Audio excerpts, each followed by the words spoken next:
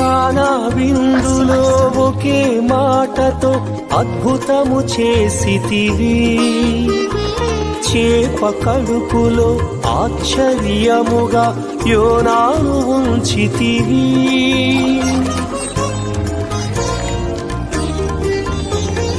కానా విందులో ఒకే మాటతో అద్భుతము చేసితివి, చేప కడుపులో ఆశ్చర్యముగా యోనాను ఉంచితివి.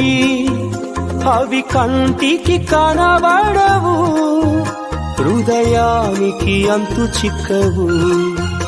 అవి కంటికి కనబడవు, హృదయానికి అంతు చిక్కవు. యేసుని కార్యములు ఎంతో గొప్పవి, తండ్రి నీ తలంపులు లెక్కలేనివి.